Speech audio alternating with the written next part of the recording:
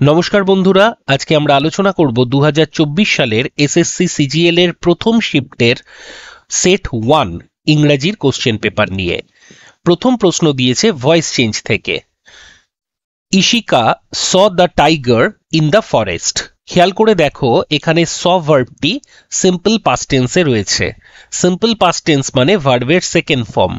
ভার্বের যে ফর্ম দেয়া আছে তার সঙ্গে আমরা একটা এক্সট্রা ভার্বের থার্ড ফর্ম অ্যাড করব।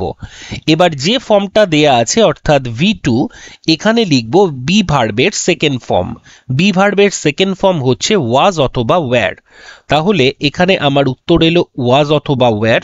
আর এই যে স ভার্ব, এর থার্ড ফর্মটা আমরা লিখব এই V3 এর জায়গায়, অর্থাৎ সিন।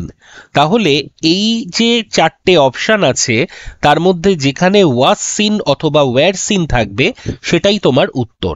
স্বাভাবিকভাবে হয়তো দেখা যাবে এই প্রসেসে আমরা দুটো অপশনকে এলিমিনেট করে দিতে পারবো, কখনো কখনো তিনটে অপশনও এলিমিনেট হয়ে যাবে। তাহলে দেখো, প্রথম যে অপশন রয়েছে স, এটা আমার আসছে না। অপশন 4 রয়েছে সিজ, এই দুটোও আমার আসছে না। তাহলে অপশন 2 অথবা অপশন 3 এই দুটোর মধ্যে যে কোনো একটা অ্যান্সার হবে। The tiger was seen by the forest অথবা বাই ইশিকা। স্বাভাবিকভাবে ইশিকা দেখেছে, তাই এখানে বাই ইশিকা আমার অ্যান্সার হবে। অপশন 2ও উত্তর হবে না, 1ও হবে না, 4ও হবে না। চলে আসি পরের সেন্টেন্সে। পরের সেন্টেন্স বা পরের প্রশ্ন, এখানে তোমার অপোজিট মিনিং বা অ্যান্টোনিম জিজ্ঞেস করা হয়েছে। কার? ভাউচ শব্দটার। ভাউচ বলতে বোঝায় কোনো কিছুকে কনফার্ম করা অথবা কোনো কিছুকে নির্দিষ্ট করে দেয়া যে এই জিনিসটা সঠিক, তাকে ভ্যালিডিটেট করা। তো স্বাভাবিকভাবে যেহেতু এর অ্যান্টোনিম চেয়েছে, আমার উত্তর হবে ইনভ্যালিডেট। বাকি যে অপশনগুলো আছে, মেনটেন করা মানে তোমরা জানো, সার্টিফাই করা শব্দের অর্থও বুঝতে পারছো যে কেউ তোমার কাছে এসেছে, তুমি তাকে সার্টিফাই করে দিলে তার যে ডকুমেন্টস রয়েছে তার সত্যতা নিরূপণের জন্য। উইটনেস শব্দটার দুটো মানে হতে পারে, এক হচ্ছে সাক্ষী থাকা আর দ্বিতীয় হচ্ছে কোনো কিছু দেখা। 3 নম্বর প্রশ্ন বলছে select the most appropriate option that can substitute the underline segment in the given sentence. তাহলে এখানে আন্ডারলাইন সেগমেন্ট বলতে কোন পার্টটাকে বোঝানো হয়েছে আমি একবার আন্ডারলাইন করে দিই। সেটা হচ্ছে uninterrupted art in a traditional comics. তাহলে এই যে অংশটা, এর সাবস্টিটিউট হিসেবে আমরা কি ব্যবহার করতে পারবো? আনইন্টারাপ্টেড বলতে বোঝায় যেটা পর্যায়ক্রমে চলছে, যার মাঝখানে কোনো রকম ছেদ অথবা বিরতি নেই। তো স্বাভাবিকভাবে যে চারটে অপশন আছে আমরা আগে দেখে নেব। প্রথমটা বলেছে সিকোয়েন্সিয়াল, তারপরেরটা হচ্ছে এক্সিস্টেন্সিয়াল, তারপরেরটা সেডিমেন্টাল, আর লাস্টেরটা হচ্ছে লঙ্গিচুডিনাল। তাহলে স্বাভাবিকভাবে এখানে আমার উত্তর আসবে সিকোয়েন্সিয়াল, অর্থাৎ যেটা পর্যায়ক্রমে চলছে, যেটার মধ্যে কোনো বিরতি নেই, সিকোয়েন্সে চলছে, আনইন্টারাপ্টেড ভাবে চলছে। আচ্ছা, এখানে এক্সিস্টেন্সিয়াল শব্দটা এক্সিস্ট থেকে এসেছে। এক্সিস্টেন্সিয়াল শব্দটার মানে হচ্ছে অস্তিত্বগত। সেডিমেন্ট, এটা আমরা জানি যখন জিওগ্রাফি পড়েছি, পলি পাললিক এর জন্য ব্যবহৃত হয়। লঙ্গিচুডিনালটাও তোমার ডেফিনেটলি জিওগ্রাফিক্যাল টার্ম, যেটার মানে দ্রাঘিমা। চলে আসি 4 নম্বর প্রশ্নে। বলছে select the most appropriate synonym of the given word, অর্থাৎ ফ্যাটালের সিনোনিম ব্যবহার করতে হবে। ফ্যাটাল বলতে বোঝায় যেটা প্রাণঘাতী, মারাত্মক। তাহলে স্বাভাবিকভাবে এর সিনোনিম হবে ডেডলি। এখানে ডেডলি ছাড়া মর্টাল এটাও হতে পারতো, অথবা লিথাল বলে আরো একটা শব্দ আছে, সেটাও ফ্যাটাল শব্দের সিনোনিমাস ওয়ার্ড হিসেবে ব্যবহৃত হতে পারতো। এখানে বাকি যে অপশনগুলো আছে সেগুলো একবার আমরা দেখে নেওয়ার চেষ্টা করব। প্রথমে বলছে অ্যাডিশনাল। অ্যাডিশনাল বলতে কি বোঝায়? যেটা এক্সট্রা অথবা যেটা অ্যাডেড। যেটা অ্যাডেড অথবা এক্সট্রা অথবা আমরা সাপ্লিমেন্টারিও বলতে পারি, যেটা অ্যাডিশনালের সিনোনিমাস ওয়ার্ড হিসেবে ব্যবহৃত হবে। জোভিয়াল শব্দটা খুব ইন্টারেস্টিং একটা শব্দ, এটা ভোক্যাবুলারির ক্ষেত্রে এককভাবেও ইম্পর্টেন্ট, হয়তো এখানে উত্তর হয়নি।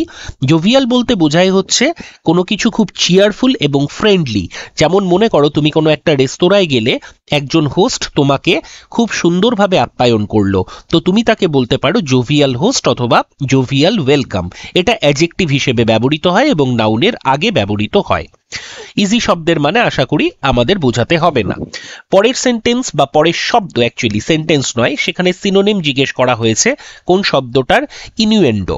খুব ইম্পর্টেন্ট একটা শব্দ, এবং ইম্পর্টেন্ট তো অবশ্যই, কারণ পরীক্ষায় এসেছে, প্রথম শিফটের প্রথম কোশ্চেন পেপারে এসেছে ইনুয়েন্ডো শব্দটি। ইনুয়েন্ডো শব্দটা মূলত নেগেটিভ একটা শব্দ, মূলত অন্য কাউকে অবমাননা করা, কাউকে খাটো করে দেখানো অথবা কাউকে ডেরোগেট করা, এর জন্য আমরা ইনুয়েন্ডো শব্দটা ব্যবহার করি। এটা অ্যাকচুয়ালি কাউকে ডেরোগেট করা নয়, মূল বিষয় হচ্ছে আমরা হিন্ট দেব, অর্থাৎ সরাসরি বলবো না, কি করব, হিন্ট দেব, এবং হিন্ট দিয়েই অপমান করব। যেমন ধরো কোনো একটা গ্রামে তুমি থাকো, তো সেখানে একটা রাস্টিক বেল্টে যেরকম হয় মানুষজন, তোমার বাড়ির মেয়ে হয়তো ফিরতে একটু রাত করেছে, তো পাশের বাড়ির কাকিমা, যিনি সিসিটিভি কাকিমা, তিনি এসে বলছেন কোথায় আর যাবে, দেখো সেই বন্ধুর সাথেই হয়তো ঘুরছে। এইরকম যে হিন্ট, সরাসরি তাকে খারাপ বলছে না, কিন্তু এমনভাবে বিষয়টাকে রিপ্রেজেন্ট করছে যাতে বোঝাই যাচ্ছে যে জিনিসটা খারাপ। অর্থাৎ অন্য কারুর চরিত্র স্খলন, অন্য কাউকে ডেরোগেট করা, তাকে ম্যালাইন করা, তাকে বিলিটিল করার জন্য যে হিন্ট দেয়া হয় তাকে আমরা ইনিয়েন্ডো শব্দের মাধ্যমে প্রকাশ করব।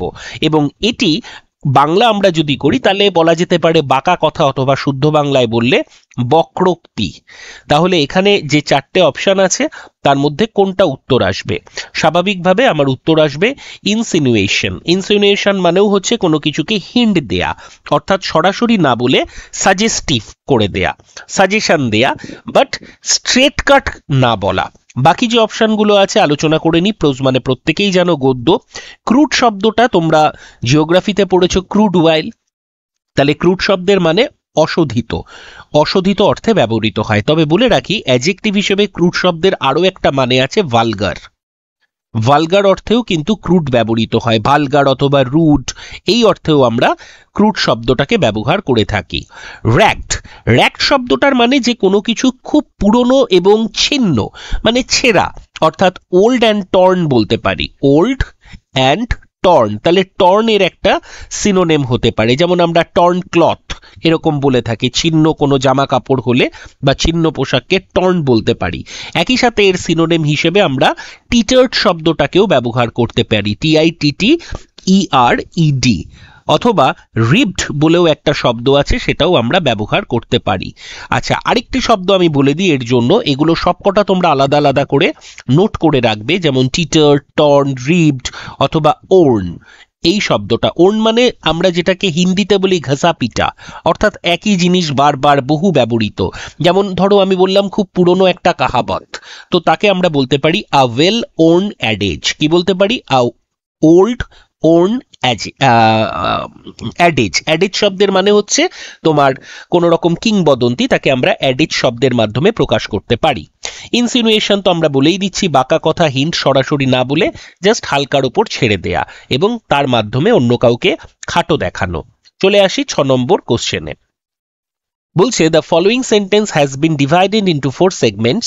Identify the segment that contains an error. অর্থাৎ error detection বা spotting the error থেকে আমার প্রশ্ন দিয়েছে।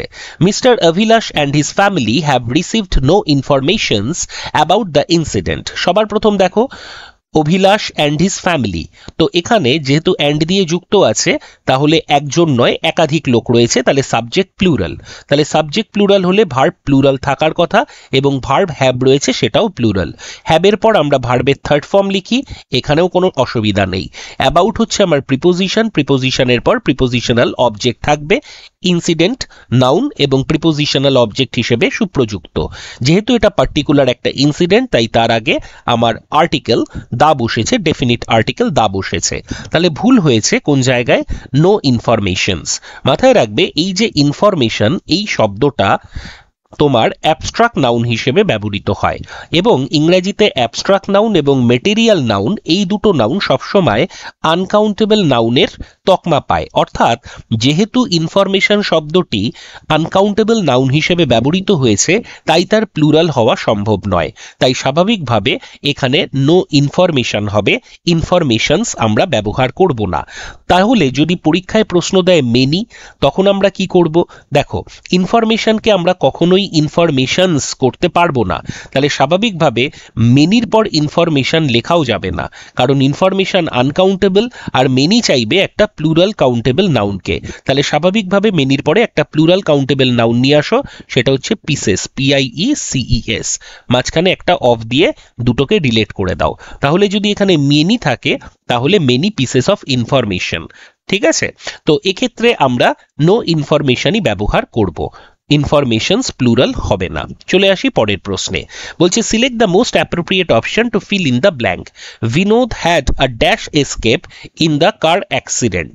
এখানে যে কটা অপশন আছে, ফুল, ন্যারো, ওয়াইড আর কমফোর্টেবল, স্বাভাবিকভাবে অপশন সি অর্থাৎ ন্যারো এসকেপ তোমার উত্তর হবে। Option 3 narrow escape. Narrow escape বলতে খুব অল্পের জন্য বেঁচে যাওয়া অথবা কান ঘেঁষে বেরিয়ে যাওয়া, এই সেন্সে ব্যবহৃত হয়। বাকি শব্দগুলো আমার আলোচনা করার দরকারই নেই, কারণ narrow escape it's a phrase, এটা ফ্রেজ হিসেবে ব্যবহৃত হয়। চলে আসি 8 নম্বর শব্দে। এখানে যে কটা শব্দ রয়েছে এর মধ্যে ইনকারেক্ট কোনটা? কি কি আছে? প্রথম হচ্ছে এম্বারাস করা। এম্বারাস শব্দের মানে আমাকে কেউ বলতে পারবে? এম্বারাস বলতে কাউকে বিব্রত করা বোঝায়। আমরা আগে মিনিংগুলো দেখে নিই, তারপরে আমরা এর স্পেলিংগুলো নিয়ে আলোচনা করব। আচ্ছা, কনশিয়ার শব্দের মানে কি? কনশিয়ার শব্দটার মানে হচ্ছে যিনি এক্সপার্ট জাজ যে কোনো ব্যাপারে, মানে আমরা লিখতে পারি অ্যান এক্সপার্ট জাজ বা এক্সপার্ট জাজ in a matter of test, অর্থাৎ স্বাদের ব্যাপারে অথবা কোনো একটা বিশেষ ক্ষেত্রে যার খুব ভালো জাজমেন্ট রয়েছে তাকে আমরা বলবো কনোসিয়ার, অর্থাৎ এক্সপার্ট জাজ ইন ম্যাটার্স অফ টেস্ট, এটা হচ্ছে কনোসিয়ার। কোন কোন ক্ষেত্রে? মূলত ধরো খাবারের ক্ষেত্রে এটা খুব ব্যবহৃত হয়। মানে এরকম অনেক লোক আছে না, একদম খেয়ে বলতে পারবে এর মধ্যে এই জিনিসটা খুব কম হয়েছে বা এটা একটু বেশি হয়েছে সামান্য, যেটা হয়তো সাধারণ মানুষের জিভে লাগবেই না, সে বুঝতেই পারবে না, অর্থাৎ সে ওই ব্যাপারে প্রো। এমনকি ওয়াইন টেস্টের ক্ষেত্রেও যে খুব মাহির তাকেও আমরা কিন্তু কনোসিয়ার বলি। শুধুমাত্র কিন্তু ড্রিঙ্ক এবং খাদ্য নয়, মানে ইটিং আর ড্রিঙ্ক এই ক্ষেত্র নয়, তা বাদেও যদি আর্টের ব্যাপারে হয়, কালচারের ব্যাপারে হয়, ছবির ব্যাপারে হয়, যে যথেষ্ট জ্ঞান রাখে এবং খুব সুন্দরভাবে জাজ করতে পারে, তাকে আমরা কনোসিয়ার বলতে পারি। 3 নম্বর হচ্ছে রেলিভেন্ট। রেলিভেন্ট শব্দটার মানে হচ্ছে তোমার প্রাসঙ্গিক কোনো কিছুর সঙ্গে যেটা যাচ্ছে। এর একটা সিনোনিম হতে পারে পার্টিনেন্ট, এটা লিখে রাখতে পারো, রেলিভেন্টের সিনোনিম পার্টিনেন্ট।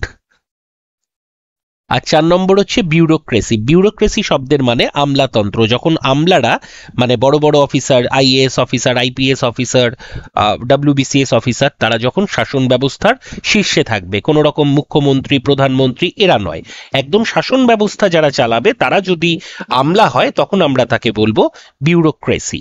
তাহলে এখানে যে কটা শব্দ আছে, কোন শব্দের বানানটা ভুল আছে আমাদের দেখতে হবে। রেলিভ্যান্ট, VANT হবে, VENT হবে না। তাহলে কনোসিয়ার বানানটাও একটু দেখে নেবে, কন, তারপরে নয়েস, তারপরে ইয়োর। শুধু নয়েস বানানের ক্ষেত্রে ডবল এস এইটুকুনি মনে রাখতে হবে, ঠিক আছে? কোন শব্দ তোমার? কনোসিয়ার। কনোসিয়ার মানে যে খুব সুন্দর জাজ করতে পারে কোনো টেস্টের ব্যাপারে, তাকে কনোসিয়ার বলি। বাকি শব্দগুলো আলোচনা করে দিয়েছি। চলে আসি পরের কোশ্চেনে। বলছে select the option that can be used as a one word substitute, অর্থাৎ এক কথায় প্রকাশ দিয়েছে। বলছে she is proficient in speaking many languages, যে একাধিক ভাষায় কথা বলতে পারে। সবার প্রথম মনো এবং বাই আসবে না, কারণ মনো শব্দ রুটওয়ার্ড, এর মানে হচ্ছে ওয়ান, আর বাই শব্দের মানে হচ্ছে 2। তাহলে 1 আর 2 আমার তো বাদ চলে যাবে, মানে 1 আর 4 অপশন বাদ চলে যাবে। তাহলে ইদার মাল্টিলিঙ্গুয়াল হবে অথবা হেটেরোলিঙ্গুইস্টিক হবে। অপশনের উত্তর হবে মাল্টিলিঙ্গুয়াল। যে একাধিক ভাষায় কথা বলতে পারে তাকে আমরা বলবো মাল্টিলিঙ্গুয়াল। আচ্ছা, হেটেরোলিঙ্গুইস্টিক এরকম শব্দ অ্যাজ সাচ খুব একটা ব্যবহৃত হয় না, কিন্তু যদি আমরা এই শব্দটাকে ফ্রেম করি তখন তার মানে হবে যে একই সাথে ফরেন ল্যাঙ্গুয়েজ এবং ভার্নাকুলার ল্যাঙ্গুয়েজ এই দু ভাষাতেই বা একাধিক ভাষা ভাষা, মানে একাধিক ফরেন ল্যাঙ্গুয়েজ হতে পারে এবং কোনো একটি বা একাধিক ভার্নাকুলার ল্যাঙ্গুয়েজ, তার ডায়ালেক্ট, এইসব বিষয়ে যে জানে তাকে আমরা হেটেরোলিঙ্গুইস্টিক শব্দের মাধ্যমে অভিহিত করব। চলে আসি পরের কোশ্চেনে। আরও একটা স্পটিং দ্য এরর দিয়েছে। My brother performed extremely good in the class test held yesterday. তো সবার প্রথমে দেখো, মাই ব্রাদার হচ্ছে সাবজেক্ট, পারফর্মড হচ্ছে ভার্ব, তাহলে V2 রয়েছে, সাবজেক্টের সাথে V2 হতেই পারে কারণ এখানে ইয়েস্টারডে রয়েছে। ইয়েস্টারডে মানে কি, তোমার সিম্পল পাস্ট টেন্স রয়েছে, মানে সিম্পল পাস্টের টাইম রয়েছে, এবং আমরা জানি কোনো সেন্টেন্সে যদি ইয়েস্টারডে, দ্য প্রিভিয়াস ডে বা অতীতের কোনো সময় দেয়া থাকে তাহলে আমরা সাধারণত সিম্পল পাস্ট টেন্স ব্যবহার করি। যদিও এটা একটা আলাদা ক্লজ, মানে হেল্ড ইয়েস্টারডে এটাকে আমরা বলবো পাস্ট পার্টিসিপল। এটা যদি আমরা সেন্টেন্স করে লিখতে চাই তাহলে উইচ ওয়াজ হেল্ড ইয়েস্টারডে, তাহলে স্বাভাবিকভাবে সিম্পল পাস্ট কিন্তু এই উইচ ওয়াজ হেল্ড এটার ক্ষেত্রেও বলতে পারি। আদারওয়াইজ মাই ব্রাদার পারফর্মড বা আই ওয়েন্ট, এতে কোনো ভুল নেই। তাহলে ভুল কোথায় রয়েছে? এই যে গুড শব্দটা, এই গুড শব্দটার পার্ট অফ স্পিচ কি? এই গুড শব্দটা অ্যাডজেক্টিভ হিসেবে ব্যবহৃত হয়। এই গুডটা কাকে কোয়ালিফাই করছে? আমার ভাইকে না ভাইয়ের পারফরমেন্সকে? মাই ব্রাদার পারফর্মড গুড, তার মানে সে ভালো পারফর্ম করেছে, অর্থাৎ এই ভার্বকে কোয়ালিফাই করছে গুড শব্দটা, এবং ভার্বকে যে কোয়ালিফাই করবে তাকে স্বাভাবিকভাবে আমরা বলবো অ্যাডভার্ব। তো এখানে গুড শব্দটা অ্যাডজেক্টিভ হিসেবে ব্যবহৃত হয়েছে, এর অ্যাডভার্বিয়াল ফর্ম হচ্ছে ওয়েল। তাহলে উত্তর হবে my brother performed extremely well. এখানে এক্সট্রিমলি শব্দটাও অ্যাডভার্ব এবং ওয়েল শব্দটাও অ্যাডভার্ব। আমরা জানি একটা অ্যাডভার্ব অন্য একটি অ্যাডভার্বকেও কোয়ালিফাই করতে পারে। অ্যাডভার্ব কাকে কাকে কোয়ালিফাই করে? অ্যাডভার্ব নাউন বা প্রোনাউন বাদে প্রত্যেককেই কোয়ালিফাই করতে পারে, অর্থাৎ অ্যাডজেক্টিভকে করতে পারে, ভার্বকে করতে পারে, অন্য কোনো অ্যাডভার্বকে করতে পারে। মূলত এই তিনটে জিনিসকে করে। তবে জেনে রাখো, প্রিপোজিশন, কনজাংশন, এমনকি গোটা সেন্টেন্সকেও তোমার অ্যাডভার্ব কোয়ালিফাই করতে পারে। জেনারেলি গোটা ক্লজ বা গোটা সেন্টেন্সকে কোয়ালিফাই করলে ওই অ্যাডভার্বটা সেন্টেন্সের শুরুতে বসে এবং উইথে কমা, অর্থাৎ তারপর কমা ব্যবহার করতে হয়, এবং ইংরেজিতে এই ধরনের অ্যাডভার্বের নাম হচ্ছে সেন্টেন্স অ্যাডভার্ব। ইন্টারজেকশন যেহেতু একটা আলাদা পার্ট, ওটাকে আলাদা করা হয়, তাই অ্যাডভার্ব ইন্টারজেকশনকে কোয়ালিফাই করতে পারে না। চলে আসি পরের কোশ্চেনে। Select the most appropriate synonym of the word in the bold. আচ্ছা, এখানে কোনো কারণে হয়তো বোল্ড হয়নি, আমি বলে দিচ্ছি। এখানে হ্যারাস শব্দটা, তার সিনোনিম তোমার কাছে জিজ্ঞাসা করেছে। হ্যারাস শব্দের মানে কি? হ্যারাস শব্দের মানে কাউকে অপদস্থ করা, কাউকে ভয় দেখানো, কাউকে হয়রানি করা, তাকে আমরা হ্যারাস শব্দের মাধ্যমে অভিহিত করতে পারি। বিট্রে শব্দ এখানে স্বাভাবিকভাবে আসবে না, কারণ বিট্রে মানে বিশ্বাসঘাতকতা করা। 2 নম্বর যে শব্দ রয়েছে র্যালিশ, র্যালিশ ফুড, আমরা ফুডকে র্যালিশ করে খাচ্ছি। র্যালিশ শব্দের মানে হচ্ছে কোনো কিছু তাড়িয়ে তাড়িয়ে উপভোগ করা, অর্থাৎ এর সিনোনিম হিসেবে আমরা লিখতে পারি এনজয় শব্দটাকে, অথবা অ্যাডোর শব্দটাকে। আমরা তাড়িয়ে উপভোগ যখন করি তাকে আমরা রেলিশ শব্দের মাধ্যমে অভিহিত করে থাকি। সুদ, সুদ বলতে বোঝায় কোনো কিছুকে শান্ত করা, অর্থাৎ ক্ষেপে আছে, রাগ হয়ে আছে, তাকে আমরা শান্ত করছি, এটাকে বলা হয় সুদ। তাহলে সুদ শব্দটাও এর সিনোনিম হিসেবে ব্যবহৃত হবে না। সুদের বেশ কিছু সিনোনিম তোমায় পরীক্ষায় জিজ্ঞেস করতে পারে, তার সিনোনিম হিসেবে তোমরা নোট করে রাখতে পারো প্যাসিফাই, অ্যালিভিয়েট, অ্যাসুয়েজ, এই জাতীয় শব্দগুলোকে, ঠিক আছে। অথবা অ্যাপিস বলেও একটা শব্দ আছে, সেটাও প্রশমিত করা, শান্ত করা, রাগ কমানো ইত্যাদি ক্ষেত্রে ব্যবহৃত হয়। ইন্টিমিডেট শব্দটা এর সিনোনিম হবে, মানে নিয়ারেস্ট সিনোনিম হবে, হুবহু হবে না কিন্তু নিয়ারেস্ট। হ্যারাস মানে হয়রানি, ইন্টিমিডেট শব্দের মানে হয়রানি ঠিক নয়, এটার মানে কাউকে ভয় দেখানো। চলে আসি পরের সেন্টেন্সে। পরের সেন্টেন্স কি বলছে? Select the option that can be used as one word substitute, অর্থাৎ এক কথায় প্রকাশের আরেকটি প্রশ্ন। বলছে কি দেখো, বলছে a short interesting story about a real person or event, অর্থাৎ কোনো একজন ব্যক্তি, যিনি রিয়েল ব্যক্তি, কোনো কাল্পনিক কোনো কিছু নয় বা রিল দুনিয়ারও নয়, রিয়েল পার্সন অথবা রিয়েল ইভেন্টের ওপর যদি কোনো একটা শর্ট ইন্টারেস্টিং ঘটনা থাকে তাকে আমরা বলবো অ্যানেকডোট। অ্যানেকডোটের বাংলা শব্দ আমরা কি বলতে পারি? উপাখ্যান বলা হয়। উপাখ্যানের ইংরেজি হচ্ছে তোমার অ্যানেকডোট। একদম ছোট্ট একটা ঘটনা নিয়েই লেখা হচ্ছে। আর যদি সেটা একটা নয়, তোমার সিরিজ অফ ইভেন্ট থাকে, অথবা আমরা বলতে পারি অ্যাকাউন্টস অফ কানেক্টেড অথবা যেটাকে আমরা বলতে পারি পরস্পর সম্পর্কিত ইভেন্টসের সংমিশ্রণ, তাকে আমরা বলবো ন্যারেটিভ। ন্যারেটিভের বাংলা আমরা বলতে পারি আখ্যান। স্কেচ শব্দটা আঁকার সাথে রিলেটেড, পোয়েম শব্দটার মানে কবিতা, তোমরা প্রত্যেকে জানো। তাহলে এখানে স্বাভাবিকভাবে আমার উত্তর হবে অ্যানেকডোট। চলে আসি 13 নম্বর প্রশ্ন, যেখানে সিনোনিম জিজ্ঞেস করা হয়েছে টক্সিক। টক্সিক বলতে বোঝায় যেটা বিষাক্ত। আমরা আজকাল দেখবে খুব একটা ফ্রেজ ইউজ করি, টক্সিক রিলেশনে আছি, অর্থাৎ বিষাক্ত, কেউ কাউকে বুঝছে না, এ ওর প্রবলেম বুঝছে না, এ ওর ক্ষতি করতে চাইছে। তো স্বাভাবিকভাবে লাউডেটরি শব্দটা হবে না, কারণ লাউডেটরি শব্দটার মানে হচ্ছে প্রশংসাসূচক। এর সিনোনিম হিসেবে আমরা প্রেইজিং শব্দটা ব্যবহার করতে পারি বা এক্সটোলিং শব্দটাও ব্যবহার করতে পারি। EXTOLLING, এক্সটোল করা মানেও কাউকে প্রশংসা করা, ভরিয়ে এক্সাজারেট করে প্রশংসা করা, তার জন্য ব্যবহৃত হয়।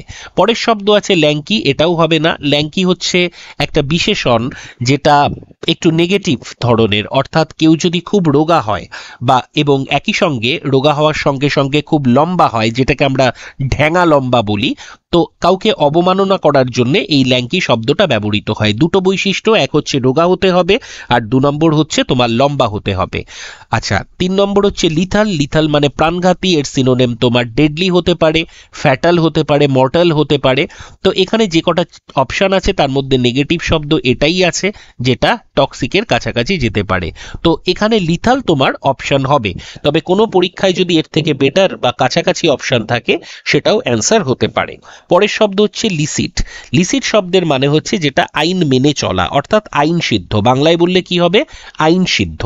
আচ্ছা, এর যে অ্যান্টোনেম, এটা আমরা খুব ভালো ব্যবহার করি, খুব বেশি ব্যবহার করি, ইলিসিট। এর অপোজিট শব্দ কি, অ্যান্টোনিম কি?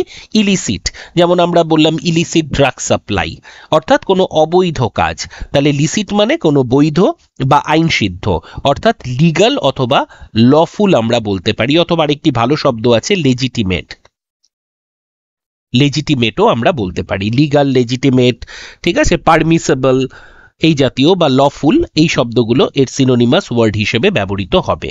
Select the option that can be used as one word substitute. খেয়াল করে দেখো, আমরা কিন্তু অলরেডি 3টে ওয়ান ওয়ার্ড সাবস্টিটিউশন পেয়ে গেলাম। কি দিয়েছে? আ person who likes to argue about anything, অর্থাৎ যে সবসময় ঝগড়া করতে ভালোবাসে বা যে কোনো বিষয় যে ঝগড়া করবে, তাকে আমরা কি বলবো? তাকে আমরা বলবো কন্টেন্টিয়াস। কি বলবো? কন্টেন্টিয়াস। এখানে যে অপশন আছে অপশন 4।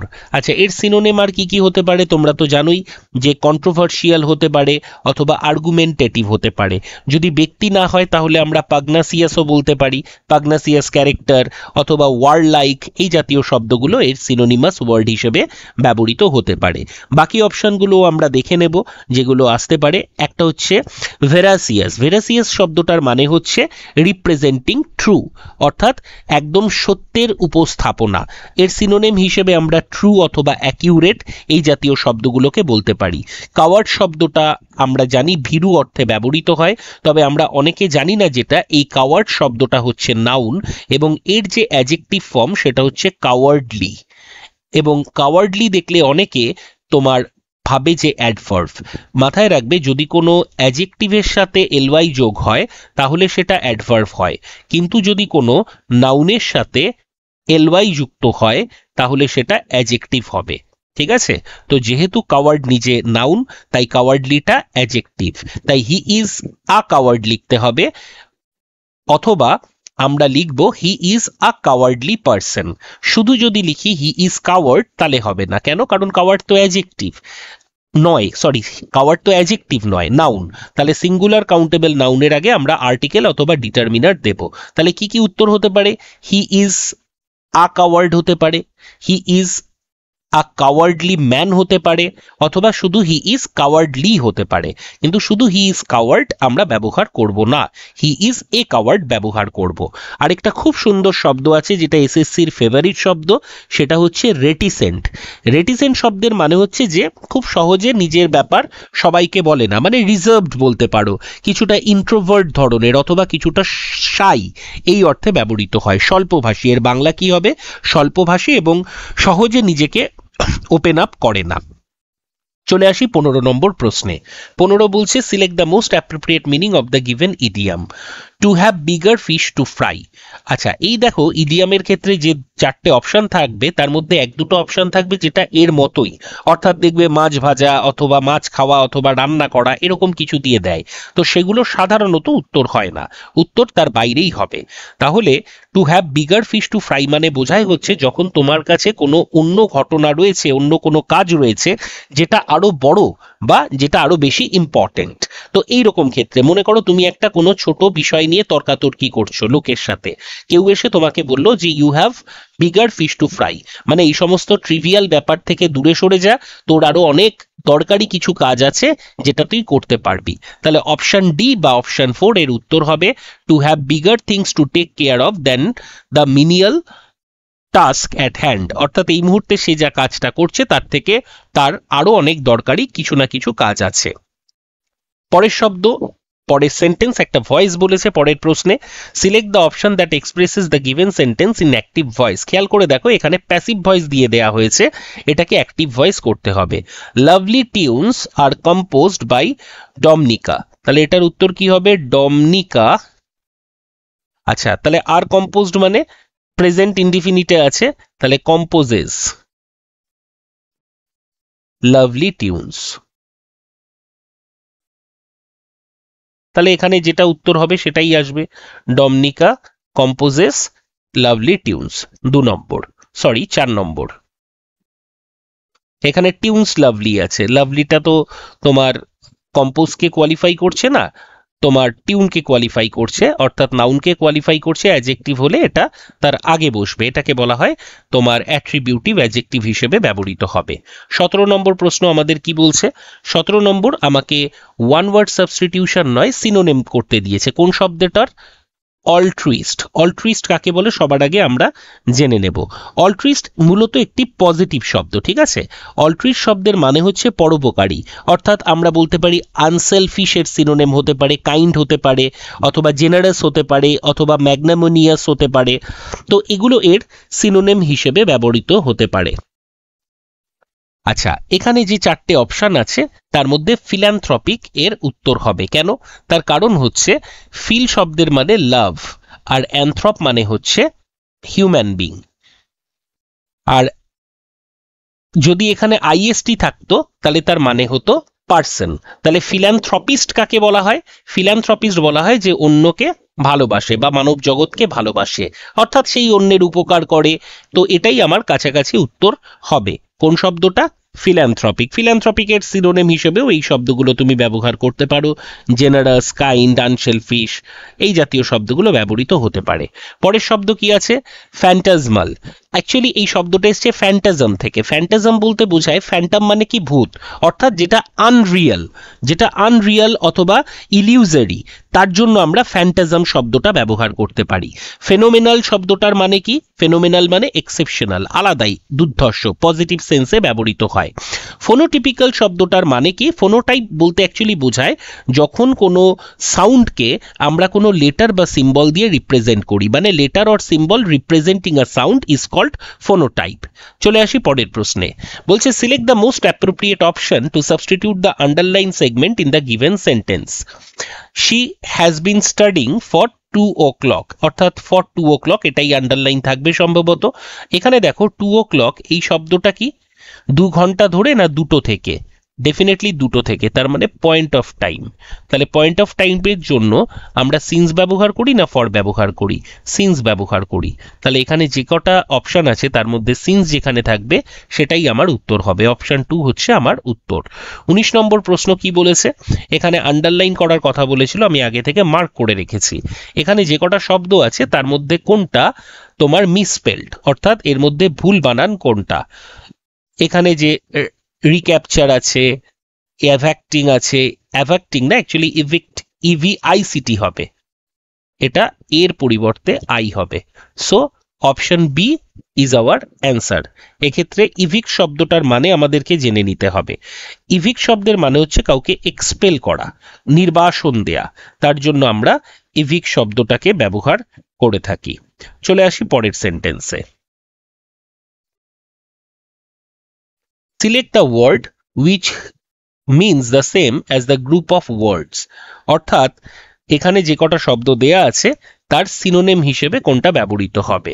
ঠিক আছে, এই গ্রুপ অফ ওয়ার্ড যে দেয়া আছে সেটার সিনোনিমাস ওয়ার্ড হিসেবে কি ব্যবহৃত হবে।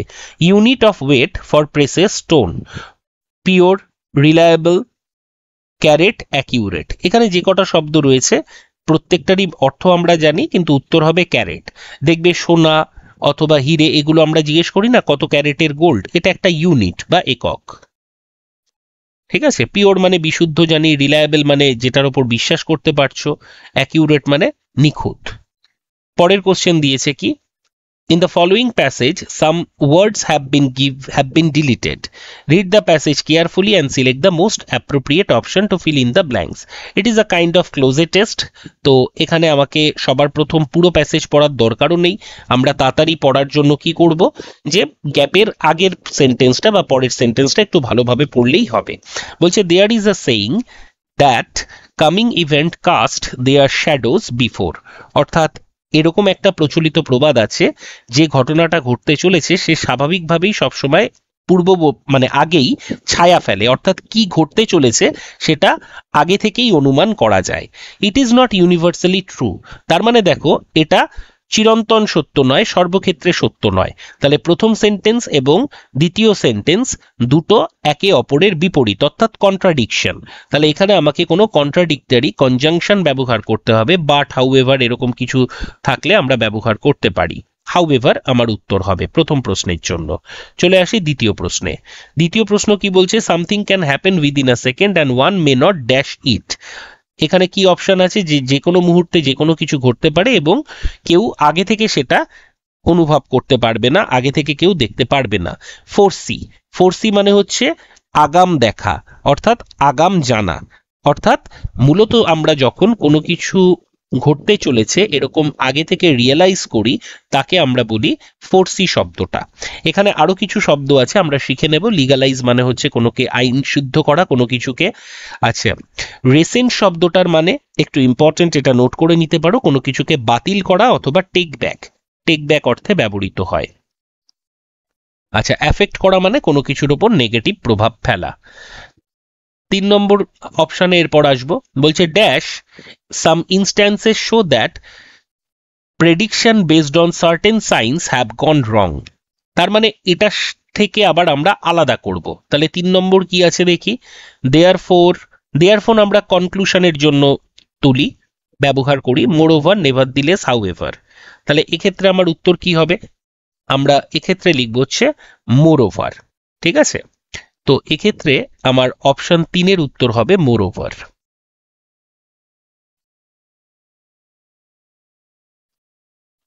এখানে 2 এর ছিল ফোরসি। মোরওভার এসব ছাড়াও মানে besides some instances show that prediction based on certain signs have gone wrong. এরপর আমরা একবার গ্যাপের আগে চলে যাব। They may fail to make peculiar sounds or action about the events which are going to take place, যেটা ঘটতে চলেছে। দে বলতে নিশ্চয়ই কোনো কাউকে বুঝিয়েছে, আগের সেন্টেন্সটা পড়লে বুঝতে পারবি। But what if animals suffering from some disease and don't show any signs before the event appears? They may fail to make peculiar sounds or action about the events which are going to take place. Some unnatural calamities that are likely to appear may forecast their shadows by some bad omens. Omens শব্দের মানে অশনি সংকেত, হ্যাঁ, খারাপ sign তাকে বলা হয়। তাহলে এখানে আমার 24 নম্বর প্রশ্নের উত্তর সেকেন্ডলি দেয়ারফোর ডেসপাইট হবে না, তাহলে বিসাইডস, বিসাইডস বা মোরওভার যা ইচ্ছা লিখতে পারো, অপশনে যা থাকবে। তাছাড়াও এই অর্থে আমরা ব্যবহার করছি। Moreover some unnatural calamities that are likely to appear. Likely to appear বলতে যে জিনিসটা ঘটতে চলেছে, সম্ভাবনার জন্য আমরা লাইকলি টু ব্যবহার করি। এটা মের সাবস্টিটিউট হিসেবে আমরা ব্যবহার করতে পারি। মে আমরা কিসের জন্য ব্যবহার করি, মে আমরা ব্যবহার করি পসিবিলিটি বোঝানোর জন্য। এখানে মে না ব্যবহার করে আমরা is likely to, are likely to এটাও ব্যবহার করতে পারি, কিন্তু মে লাইকলি টু এটা কিন্তু একসাথে ব্যবহার হয় না। এটা এসএসসি তে কোশ্চেন দেয় অনেক সময় যে ক্যানের সাথে এবেল দিয়ে দেয়, মের সাথে তোমার লাইকলি টু বা পসিবলি বা প্রবাবলি এই শব্দগুলো দিয়ে দেয়। তো এগুলো যদি একসাথে ব্যবহার করি তাহলে সেটা সুপারফ্লুয়াস এক্সপ্রেশন হয়ে যাবে। Dash we should not completely cancel out the possibilities that animals can sense certain unnatural হ্যাপেনিংস, তাহলে এখানে আমার উত্তর হবে সো, মানে এটা আমরা কনক্লুশনের জন্য সো ব্যবহার করব। অপশন 25-এ কি আছে? সো থাকবে। আচ্ছা, সো নেই, দেয়ারফোর, তার মানে কনক্লুশনের জন্য আমরা দেয়ারফোর ব্যবহার করতে পারি।